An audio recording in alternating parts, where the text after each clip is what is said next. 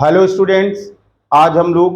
Gauss की प्रमेय के अनुप्रयोग का दूसरा सबसे इम्पोर्टेंट टॉपिक पढ़ने जा रहे हैं, जिसमें कि अनंत विस्तार के आवेशित चादर के समीप वैद्युत क्षेत्र की तीव्रता ज्ञात करनी है।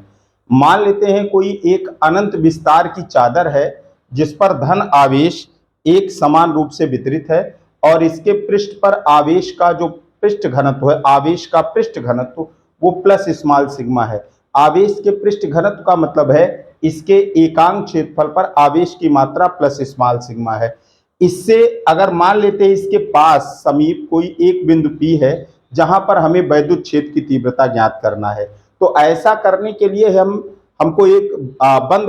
बंद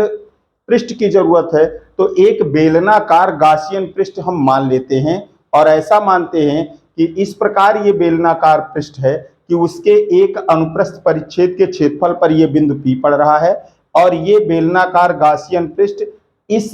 जो चादर है इसके आर पार है। तो यदि हम P के चारों ओर एक छोटा सा क्षेत्रफल अवयव लेते हैं और इस बेलनाकार जो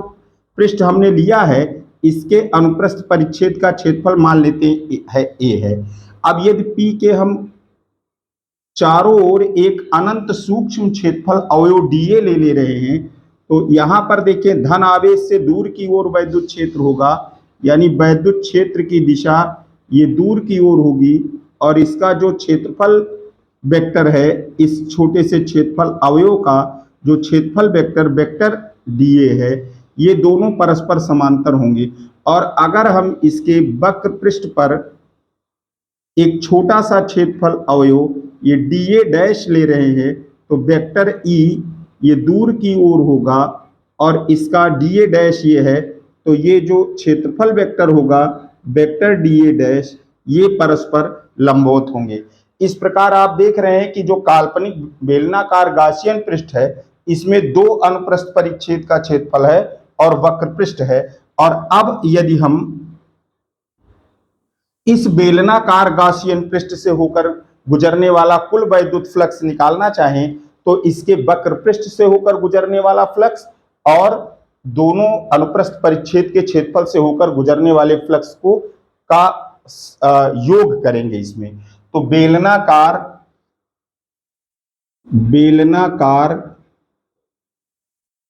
गासियन पृष्ठ से होकर गुजरने वाला वैद्युत फ्लक्स ये फाई ई, कुल फ्लक्स ये फाई ई है, ये बराबर होगा इसके वक्र पृष्ठ से होकर गुजरने वाला फ्लक्स। तो वक्र पृष्ठ से होकर गुजरने वाला फ्लक्स अगर कुल फ्लक्स निकालना चाहते हैं तो A डैश और vector E dot vector dA हम लिख सकते हैं और प्लस 2 टाइम लिख सकते हैं एक अनुप्रस्थ परिच्छेद के क्षेत्रफल से होकर गुजरने वाला वैद्युत फ्लक्स कितना है वेक्टर E और डॉट वेक्टर dA। तो ये 2 टाइम क्यों लिखा है, क्योंकि एक इधर अगर इसका अनुप्रस्थ परिच्छेद का क्षेत्रफल है तो दूसरा इधर है और तीसरा क्या है इसमें वक्र पृष्ठ है। तो वक्र पृष्ठ के लिए देखिए वेक्टर E और वेक्टर dA डैश क्या है, परस्पर लंबवत हैं, अतः इस वक्र पृष्ठ से कोई फ्लक्स नहीं गुजरेगा और ये फाई E ये बराबर हो जाएगा, ये टर्म 0 हो जाएगा और प्लस 2 और surface integral of E dA और cos 0, क्योंकि जो अनुप्रस्थ परिच्छेद के क्षेत्रफल पर E और dA है ये परस्पर समांतर हैं, तो cos 0 की वैल्यू 1 होती है, तो फाई E होगा 2 time surface integral of E dA होगा, surface integral of E dA, और फाई E बराबर हो जाएगा, फाई E बराबर 2 टाइम E और सरफेस इंटीग्रल ऑफ dA होगा। अब देखें आप गॉस की प्रमेय से अगर हम लिखें, गॉस की प्रमेय से अगर आप लिखेंगे तो phi E is equals to होगा गॉसियन पृष्ठ के भीतर बंद कुल आवेश। अब अगर ये पृष्ठ है और एक गॉसियन पृष्ठ जो है, एक गॉसियन पृष्ठ इसके आर पार है, तो ये देखिए, अगर ये बेलन है, ये बेलन इसके आर पार होगा तो कितना इसका हिस्सा ये कवर करेगा, ये हिस्सा कितना कवर करेगा, जितना इसके अनुप्रस्थ परिच्छेद का क्षेत्रफल है। और अनुप्रस्थ परिच्छेद का क्षेत्रफल कितना है, ए है, तो यानी ए इसका सरफेस एरिया बेलन के भीतर आएगा। और एकांक पृष्ठ पर आवेश कितना है, स्मॉल सिग्मा, तो ये बेलन के भीतर जो चादर पड़ रही है उस पर कितना आवेश होगा, स्मॉल सिग्मा ए और बाई एप्सिलॉन नॉट, ये कुल आवेश हो, ये कुल फ्लक्स हो जाएगा, क्योंकि बंद जो नेट आवेश है स्मॉल सिग्मा ए है और बाई एप्सिलॉन नॉट। अब अगर यहां पर हम वैल्यू ये लिख देते हैं तो फाई ई की जगह पर small sigma A by epsilon naught होगा और 2e होगा, और सरफेस इंटीग्रल डीए, डीए ये छोटा सा हिस्सा है, पूरा सरफेस इंटीग्रल ये होगा, और ये कितना माना गया है, ए माना गया है, तो ये इतना हो जाएगा, ए हो जाएगा। और E इज इक्वल्स टू, ए और ए कैंसिल हो जाएगा, E इज इक्वल्स टू होगा small sigma by 2 epsilon not 0, that is the electric field intensity. ये इलेक्ट्रिक फील्ड इंटेंसिटी है किसी चादर के समीप स्थित बिंदु पर। आप ये देख रहे हैं कि चादर से उस बिंदु की दूरी पर ये निर्भर नहीं कर रहा है, इसका मतलब ये हर जगह के लिए नहीं सही होगा, ये केवल जो चादर के समीप बिंदु होगा उसी के लिए ये सही है। तो इस प्रकार हम किसी चादर के समीप स्थित किसी बिंदु पर, आवेशित चादर के समीप स्थित किसी बिंदु पर वैद्युत क्षेत्र की तीव्रता ये प्राप्त कर सकते हैं। अब देखिए, इसके एप्लीकेशन से भी प्रश्न पूछे जाते हैं, यानी दो समांतर चादर अगर कुछ दूरी पर रखी हों, एक पर जितना आवेश का पृष्ठ घनत्व प्लस में है, दूसरे पर उतना माइनस में है, तो उसके बीच में कितना वैद्युत क्षेत्र होगा और बाहर कितना वैद्युत क्षेत्र होगा, ये हम देख सकते हैं। तो हम इसी बात का उपयोग करेंगे, यानी हमको मालूम है कि अगर किसी चादर पर आवेश का पृष्ठ घनत्व स्मॉल सिग्मा है तो उसके नजदीक किसी बिंदु पर जो वैद्युत क्षेत्र की तीव्रता होगी वो E बराबर small sigma by 2 epsilon not होगी। अब अगर दो चादर हों और परस्पर समीप रखी हों तो इसके भीतर, ये इसका एप्लीकेशन है, ये छोटा प्रश्न बनता है कि अगर दोनों चादर पर आवेश का पृष्ठ घनत्व तो समान मात्रा में हो लेकिन विपरीत प्रकृति का हो, जैसे अगर ये एक चादर है और इसी के पास ये दूसरी एक चादर रखी गई है, दोनों पर, इस पर आवेश का पृष्ठ घनत्व प्लस स्मॉल सिग्मा है, प्लस स्मॉल सिग्मा, और दूसरे पर आवेश का पृष्ठ घनत्व जो है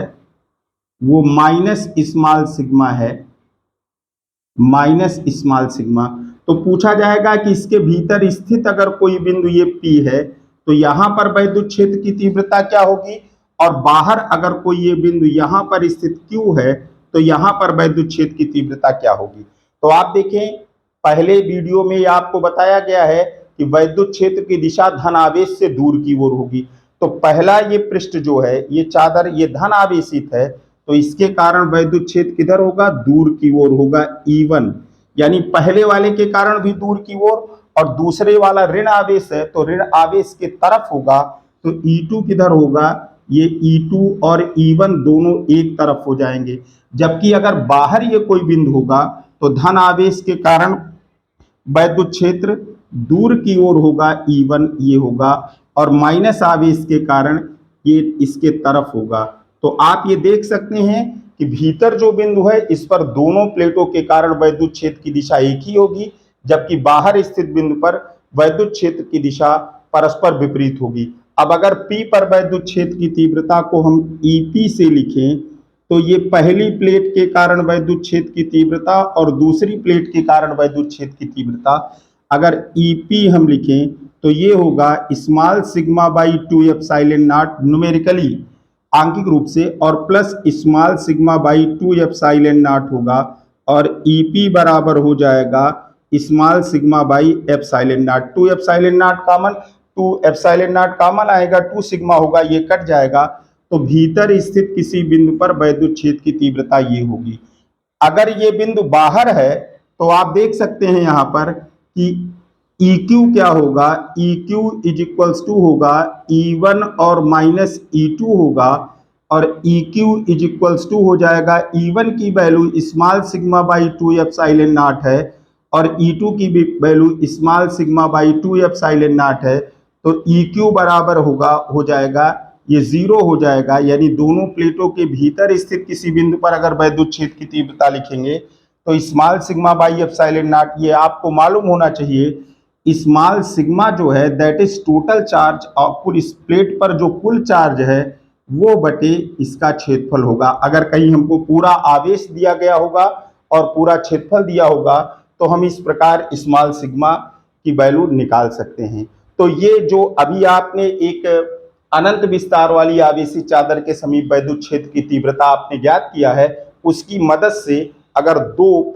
समान इन पर आवेश का पृष्ठ घनत्व हो मात्रा में परंतु विपरीत प्रकृति के आवेश हों तो भीतर वैद्युत क्षेत्र की जो तीव्रता होगी ये दूनी हो जाएगी और बाहर जो वैद्युत क्षेत्र की तीव्रता होगी वो 0 हो जाएगी। अब आप देख सकते हैं इसी प्रकार हम अगर किसी आवेशित वस्तु को या वायु में अगर हम इसे रोकना चाहें, अगर किसी वस्तु को कोई भी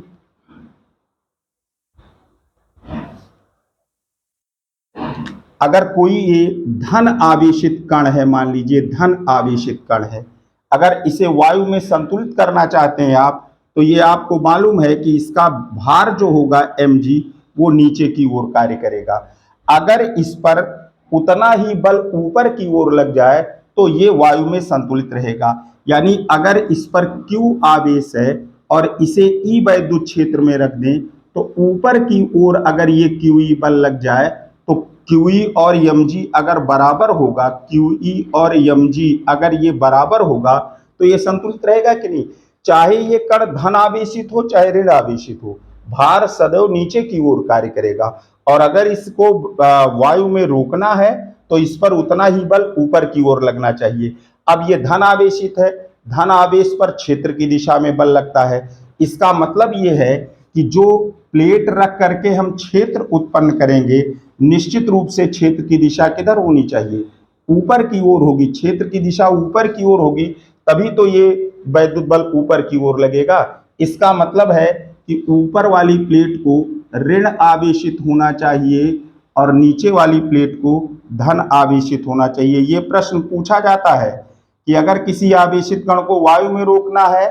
तो कुछ इसमें से पूछ लिया जाएगा कितना वैद्युत क्षेत्र लगाना होगा और किधर लगाना होगा। तो आपको ये ध्यान रखना है कि जो भार होगा चाहे ये धन आवेशित हो चाहे ऋण आवेशित हो, भार तो हमेशा mg नीचे की ओर होगा और अगर इस mg को संतुलित करना है तो जो वैद्युत बल है वो सदैव किधर होना चाहिए, ऊपर की ओर। परंतु ये धन आवेश है और धन आवेश पर वैद्युत क्षेत्र की दिशा में बल लगता है, यानी धन आवेश को रोकने के लिए वैद्युत क्षेत्र किधर होना चाहिए, ऊपर की ओर। और इसे संतुलित रखने के लिए जितना भार है उतना ही वैद्युत बल इस पर लगना चाहिए। तो QE इज इक्वल्स टू अगर mg हो जाएगा तो ये संतुलित रहेगा। इसी प्रकार आप देख सकते हैं कि अगर ये ऋण आवेश है, ऋण आवेश और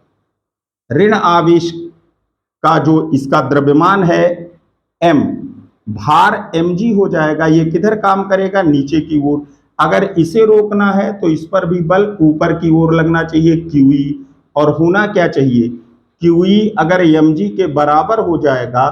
तो ये संतुलित रहेगा। अब देखें ये ऋण आवेश है और ऋण आवेश पर क्षेत्र के विपरीत दिशा में बल लगता है तो इस पर वैद्युत बल किधर लगना चाहिए, ऊपर की ओर। इसका मतलब वैद्युत क्षेत्र किस तरफ होना चाहिए, नीचे की ओर होना चाहिए। वैद्युत क्षेत्र किधर होना चाहिए, नीचे की ओर। ये यहाँ पर ऊपर की ओर था, इसमें नीचे की ओर होना चाहिए। तब ऊपर ये धन आवेशित प्लेट होनी चाहिए और नीचे ये ऋण आवेशित प्लेट होनी चाहिए, तब ये संतुलित होगा। इस प्रकार हम किसी आवेशित कण को संतुलित कर सकते हैं, यानी किसी आवेशित कण को